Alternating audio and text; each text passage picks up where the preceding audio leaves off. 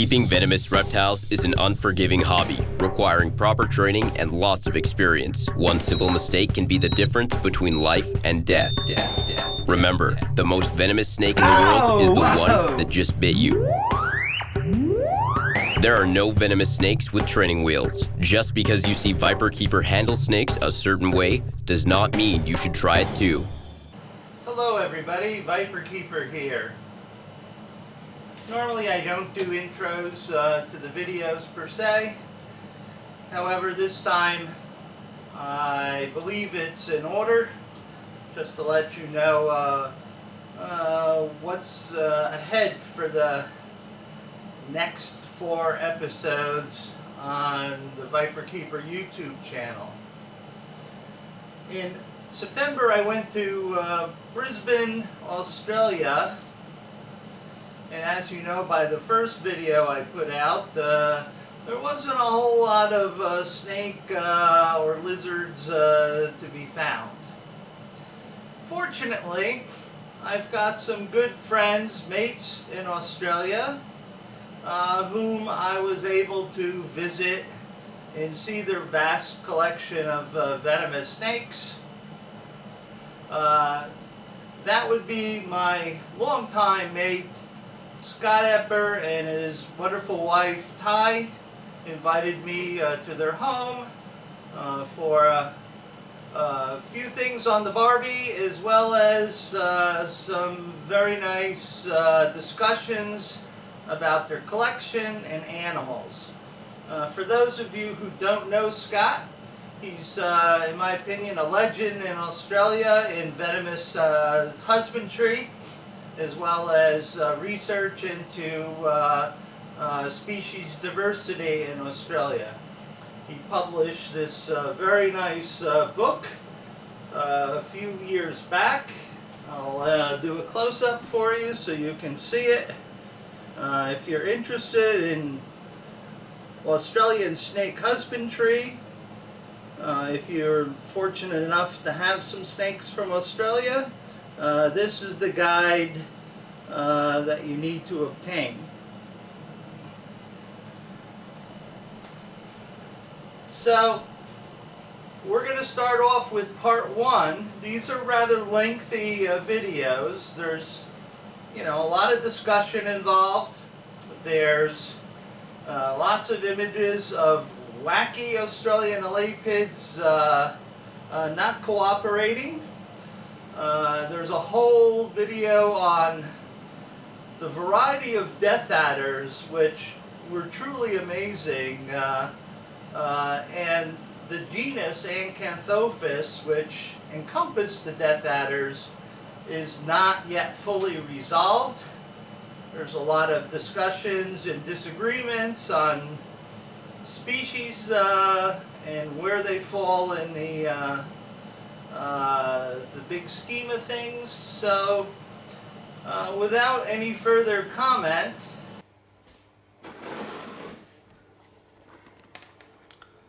wow.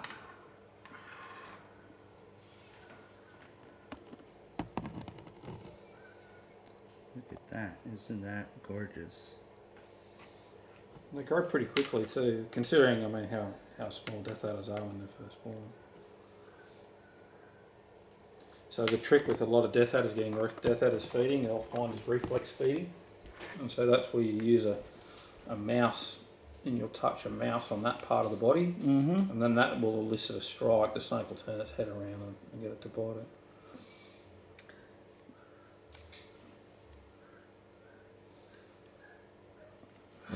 As soon as you're getting ready to take a photo, isn't it?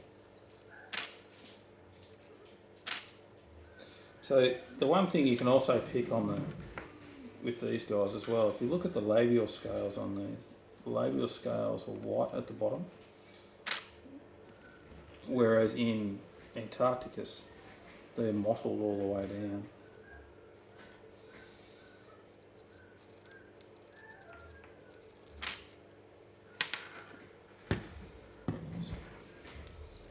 I was just thinking, so I'm going to have to put dinner on. Otherwise we're not going to be eating. Go. So I better put dinner on. Now I'll leave you with that hook. Okay. There's the lid.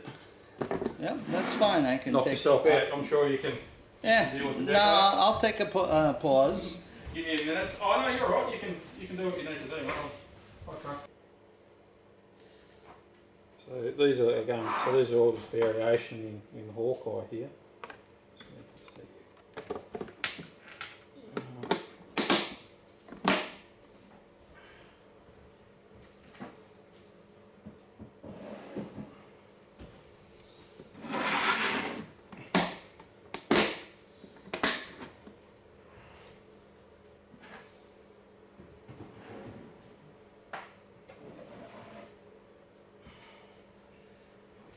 this particular one here is a floodplain death adder. So this is the one from the northern part of their range.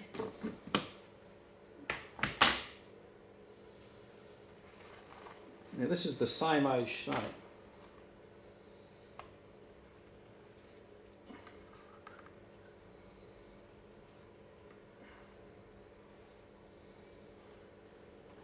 Wow.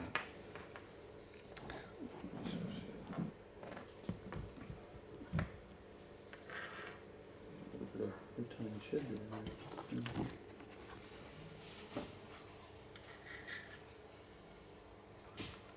Yeah, that's quite a bit of difference in size. Yeah.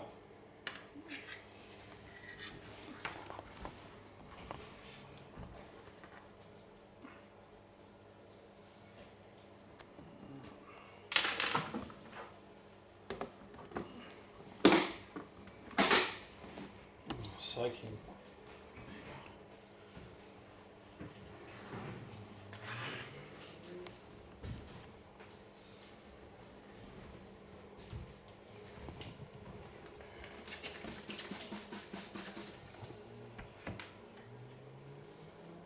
You.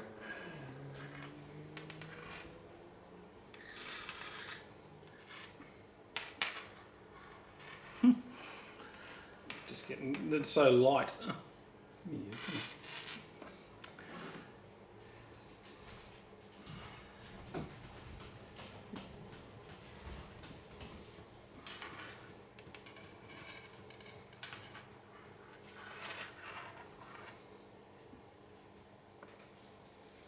Have a soak. you go in there, sit in there for a bit.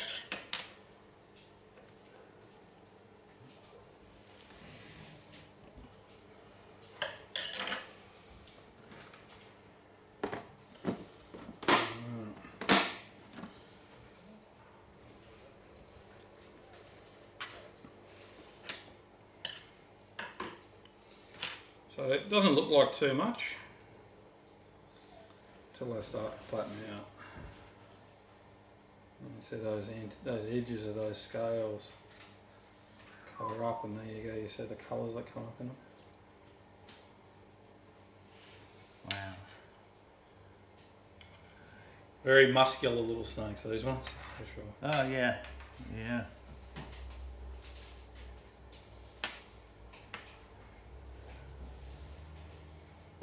So that's an F3 animal, that one. So the parents of that originally came from a snake catcher up in Darwin. So the parents of the parents of the parents of the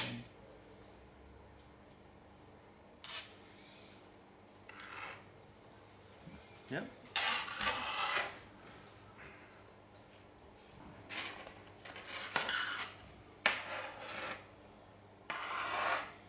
That's a Dejara. Yeah. So this is Acanthopus rugosus. Sorry, you started to say something? No, it's just it's different from the Papua New Guinea rugosus. Very different to the Papua New Guinea rugosus. These have got a name. These were named as Acanthopus wolfi by Ray Hoser. There's been sort of some subsequent genetic work by Worcester et al. And they've shown that these are genetically distinct, but they're most closely related to Acanthopus rugosus. And so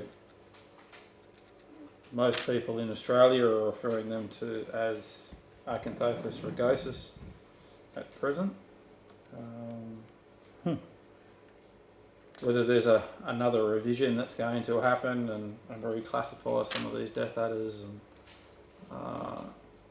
or not, sort of remains to be seen.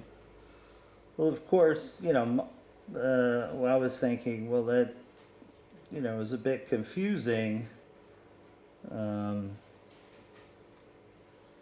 Having two very different species occupying the same name. Yeah, well, I mean, these even are different to what we refer to as sort of, you know, more typical rugosus in Australia from the top end as well. We call hill death adders. They've got the short head with the sharp canthal drop off. Mm-hmm. Quite angular. They're small babies as well, very small babies. But again, very different to the animals that you guys call rugosus from Irian and rugosus are obviously described by Loveridge, and they're described from animals from Papua, so they will be the dominant animals. However, it's a little bit unclear as to what's going on over here. You know, there has been some people that have given names to various populations, but pending some not only mitochondrial DNA but also nuclear DNA, it's going to take a little bit of a while before we really know who's who in the zoo. Well, you know, I think Wolfgang and Brian did a paper quite a number of years ago talking about the snakes going across the strait. Yeah, across the Trojan Strait. This could be the possibility of one of the snakes going from the other side of the strait to this one. Yeah, so I mean, this particular animal, this is the typical Dejara death adder, and it is in the paper. I think I have to remember it's called CF rugosus in the paper, which refers to that it's got affinities to rugosus. It's not exactly a rugosus. However, it's more closely related to rugosus than to Antarcticus, and for many years it was regarded as a colour variation of Antarcticus by Australian herpetoculturists and herpetologists. The literature is slowly changing as to correcting what it is. As I said, the name that has been applied to this population was Acanthopus wolfi.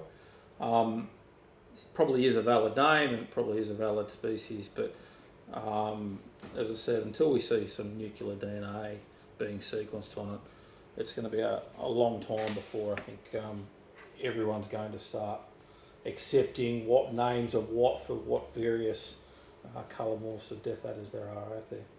So Sure. I suppose just watch this space for quite a while to come. Okay, well, yeah, we'll keep watching.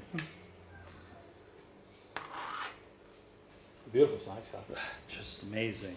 But completely different to your rugosus. Yeah, I mean, Like, not even close. yeah, I mean, my rugosus has keeled scales. I mean, really keeled scales, and yeah, that's quite a different one. So that's another rugosus.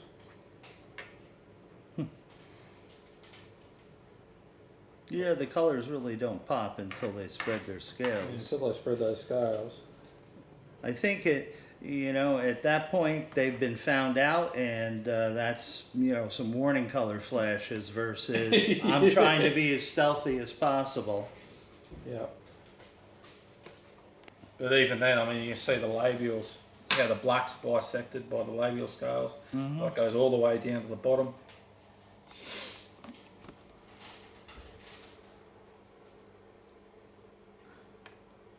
Quite an angular head.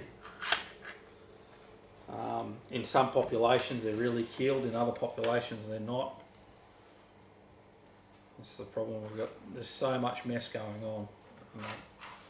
Yeah, I think the morphological features that people are using to separate them aren't aren't really that reliable. It's you can get a feel for what's going on. You can see the difference between the head shape on these versus a floodplain death adder, where the two species are sympatric. But even then, it's difficult, and there's the same problems you get with Acanthopus prolongus and Acanthopus antarcticus in North Queensland, where you get the two species that abut, and there may even be some form of a hybridisation zone, but without further looking into the genetics and doing a greater study that's got more specimens from more of the contact zones, using, say, nuclear DNA as opposed to mitochondrial DNA, it's really going to be very difficult for people to get to know what's going on. On top of that as well, in Australia it's so difficult for us to get permits to do work on wild animals. It's not like we can just go and collect these animals from the wild and take a small sample, a scale sample or anything like that. It's okay, you can kill them. People don't seem to ever get prosecuted for killing snakes in this country. But if you want to take a genetic sample, there's and quite rightfully so, there's animal ethics that's required, research permits, and then they can be quite labour intensive to get. Yes, but of course there's no animal ethics involved if you're going to kill it. Yeah, no, you're allowed to kill it. That's fine. You just can't take a scale sample. It's it just boggles my mind. It's just so counterintuitive and such. But that comes down to, even as crazy as this is, that doesn't matter if the animal's alive or dead. So if you've got a roadkill snake, you're not allowed to collect the genetic material from a roadkill animal, right? Because you are deemed as harassing wildlife. Now it's dead, but you're still harassing wildlife. And if you were to take that genetic sample, you're classed as taking wildlife. And so you can be charged. Now there has been people that have been given very stern warnings for picking up dead things off the side of the road and depositing those into museums. Well, they do the same thing in the U.S. and in Arizona. You can prevent a Gila monster from getting crushed by a car in traffic and stuff by sort of shepherding it across the road, and the police will arrest you and fine you for that. It's okay for the motorist to run the thing over, but you can't help save the protected wildlife. Again, bureaucrats sort of rule the day, and those are the people that don't really have any sort of sense about the situation. There's a lot of laws in Pennsylvania, for instance. The copperhead is protected. Okay, great. I think that's a good idea. However, you can't even have a southern copperhead totally out of the range, because Fish and Wildlife say a copperhead is a copperhead is a copperhead, and clearly science has delineations between them. Yep. But you can't keep those.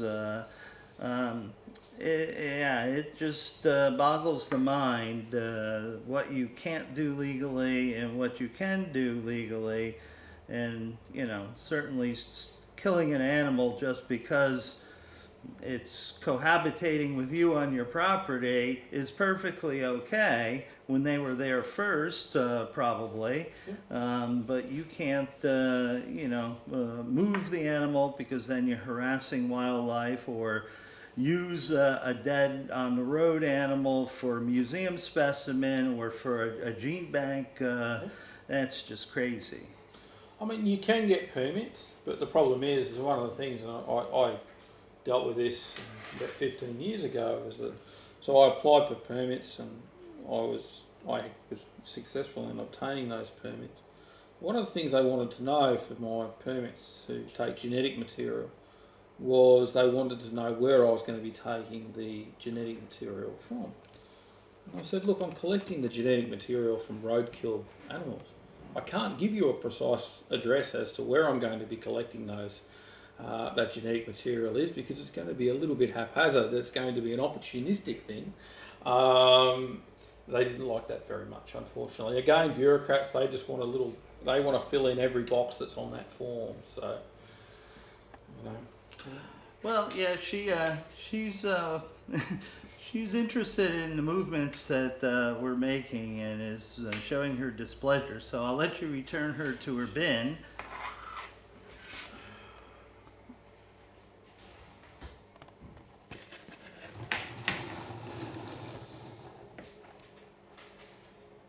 So that's Acanthopus wellsii. This is the Pilbara death adder.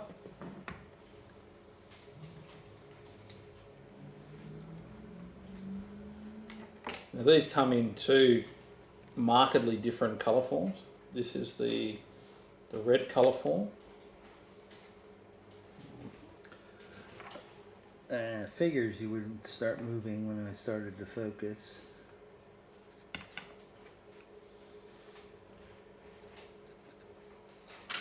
These live very close to desert death adders. However, these are found on the rocks, and the desert death adders are found on the sand. So, you know, you can literally be driving through the habitat and you'll have desert death adders and you'll have Pilbara death adders, and they'll be so close to each other, but because one's on one different soil type to the other, it might as well be chalk and cheese, and that acts as the barrier between the two species. Huh.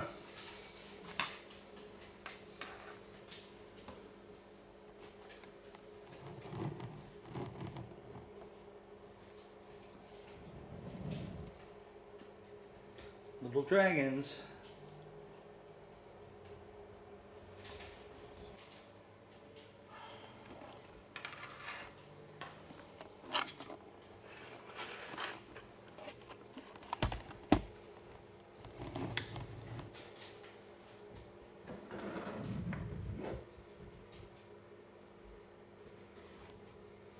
So these things, when they're small, they mainly want to eat lizards. They're very, very small babies. They're about 80 millimetres long in total length, which is, to give you an idea, is about the length of from about there to about there. Mm-hmm. And they're not much fatter than that tail either. They're very, very small, skinny little snakes.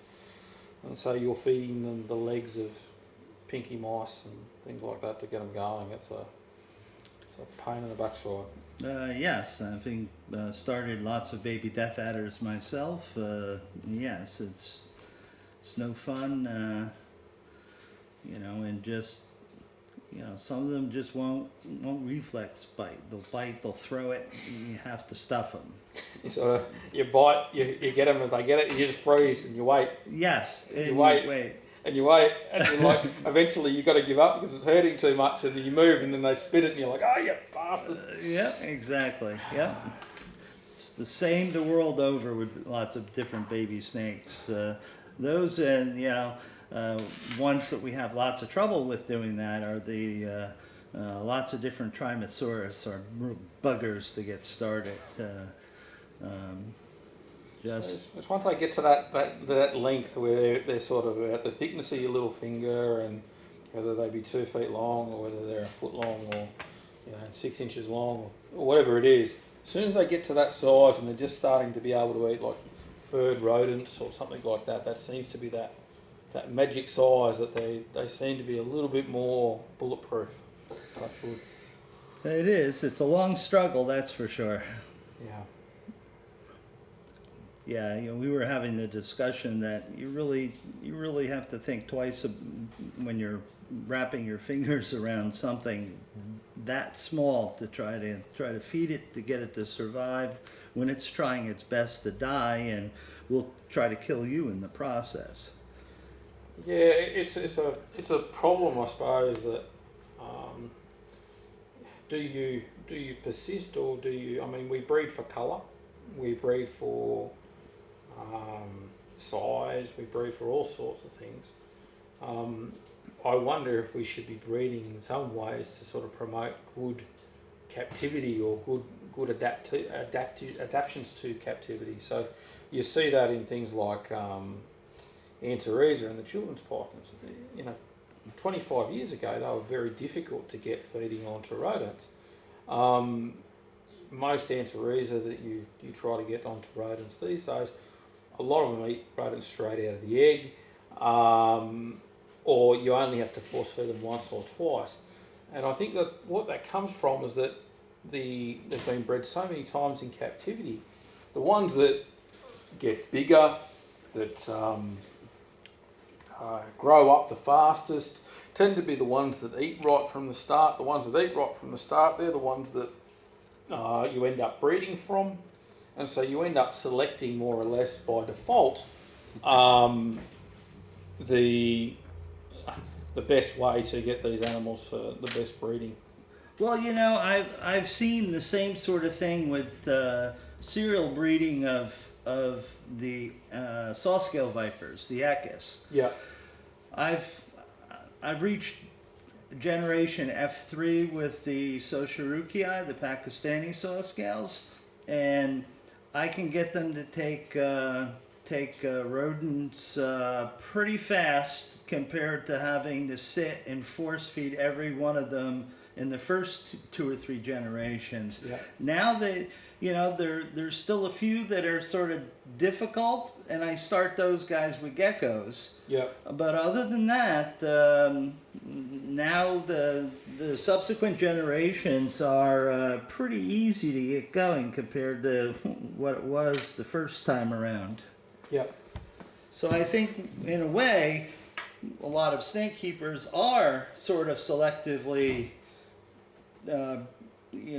selecting for better feeders out of the chute than before, because, as you said, the better the animal will feed, the better the chances that it makes it to adulthood, and therefore then you can breed it. And usually, I don't know about you, but I look for, of course, if it's an exceptionally colored animal or something, I'll hold that back. But also, the easy feeders I'll keep for myself too, because, and I think that's how we select for a better feeder in the next generation. So I bred red, or I say me and my wife, we managed the collection together. We bred red-bellied black snakes last year, and the 3 holdbacks from that litter are the first 3 that took mice straight off the bat. And because those 3 took mice straight off the bat, they went into a different bin. There was a keep written on the top of the bin for those animals, and we ended up moving on the other ones. Now, we got the other ones feeding, but we wanted the animals that are the best feeders, because in subsequent years, 3, 4, 5 years time down the track, when we're looking to breed those juveniles, we're going to hopefully have animals that want to eat rodents right from the start and have less and less heartache going forward. I think the other thing is too, because they are that little bit larger, they have less chance of dying, whether it be from an infection or a bacterial infection or anything like that. The animals are a bit stronger, they're a bit easier to get going, and so we select for the easiest animals to keep. We breed from the animals that are the easiest to keep by rate of default, because at the end of the day, the ones that are hard to keep end up dying. Well, you hit on the point, was if you're having to continually force feed an animal, or you're having to continually tease feed an animal to get it to eat, you're stressing it out, you're depressing its immune system, and it makes it vulnerable to all sorts of other situations happening. So there is selection process going on, and we don't think of it all that often, but we are selecting for an easier to keep species of snake.